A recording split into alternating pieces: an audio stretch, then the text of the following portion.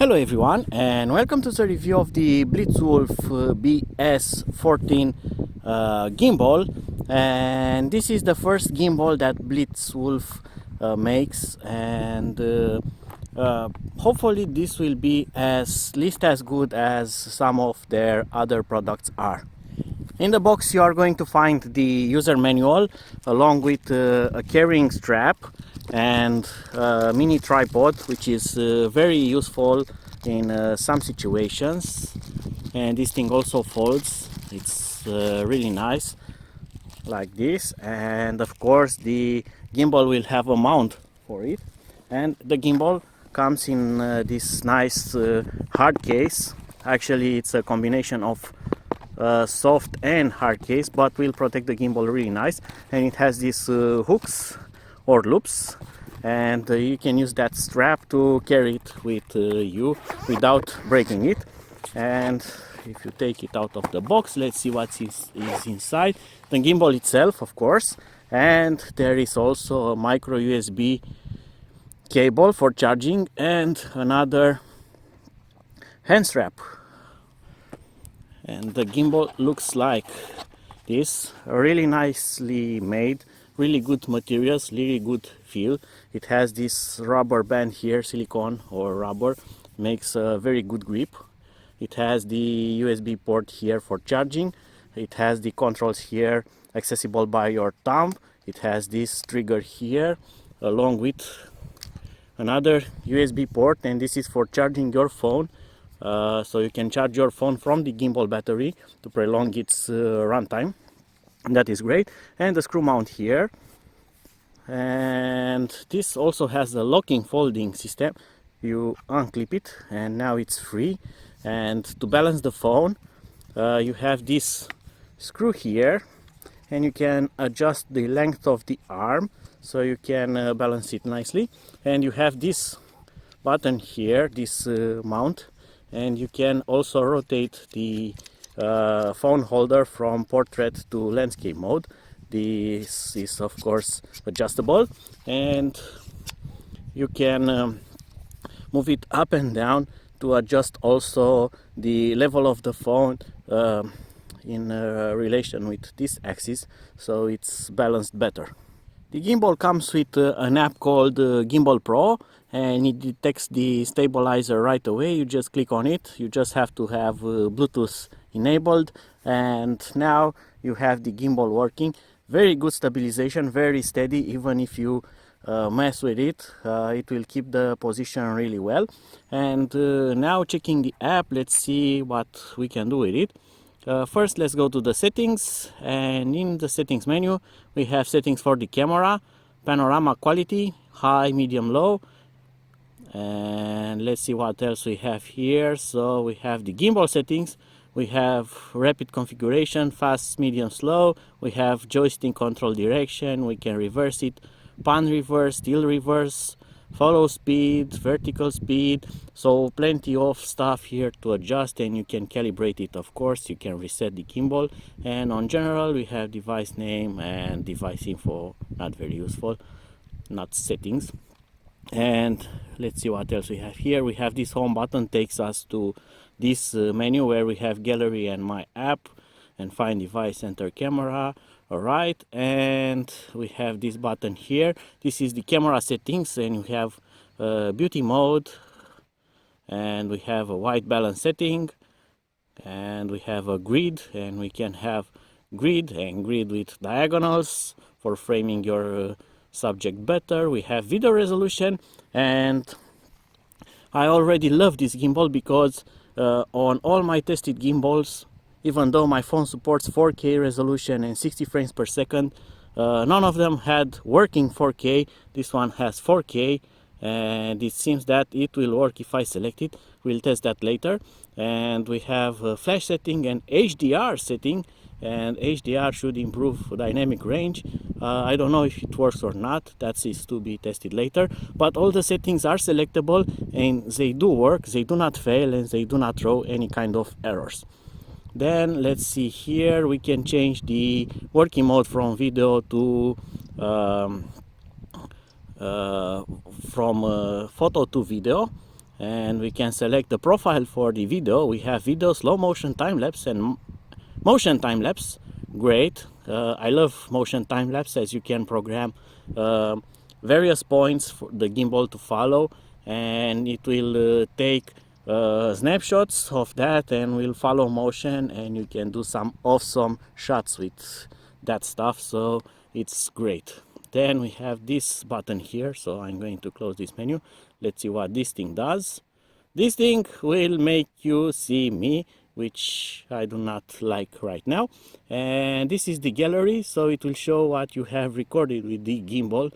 Another nice feature about this gimbal is the working modes, as you can switch them on the fly. If you quickly press the power button, it will change the way the gimbal reacts. So you have locking for various axes. For now it's in follow mode, so where I'm pointing the gimbal, it will follow that. Of course, if I want to quickly lock it, I can use this button here, so it will lock on the subject and it will not move away.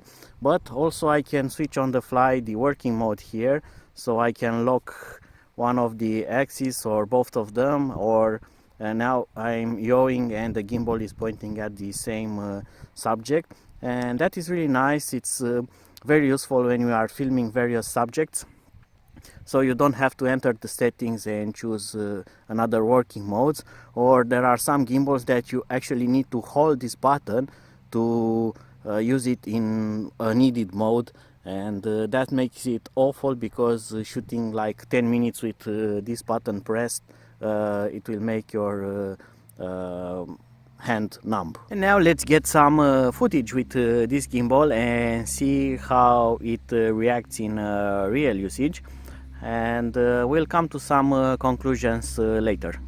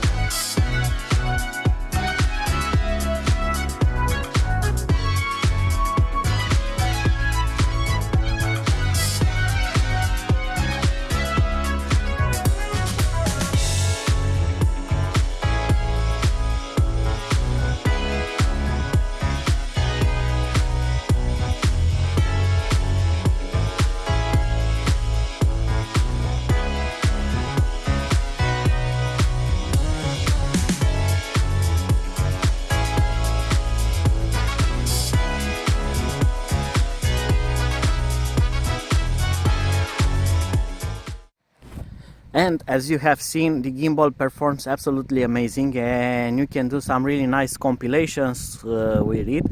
You can do some really creative stuff with how it works and how smooth it is. So I'm really impressed, and I'm really impressed about a few things. First one, it's really well balanced and you can adjust it properly so it's not out of balance.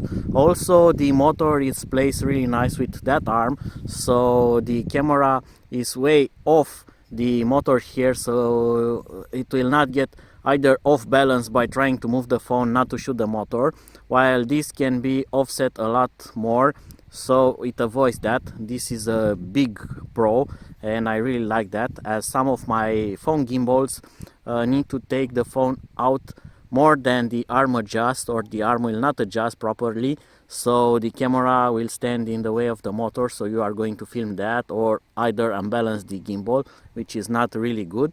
And this one doesn't have that issue, and for me that is a very big pro and makes the footage really smooth, while the menu is really well made. You can access the buttons, even the zoom option works out of the box.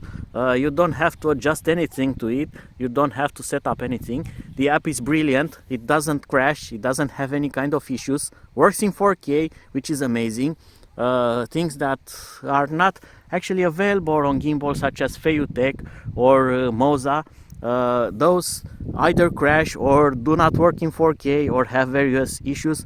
Nope, all the features on this app are working. So there are features in the app which work. I may sound normal, but that's not normal on other gimbals, as they do not work, and all the features here work, which is for me again another big pro. So that was it for now. I hope that you have enjoyed this video review of Blitzwolf first smartphone gimbal, and be sure to follow my next uploads, where definitely you are going to see more footage taken with this gimbal, because I love it already, and even if you mess with it, it will not give you an error, it will not do anything, so it works flawlessly and the app is brilliant. Until then, see you and bye bye.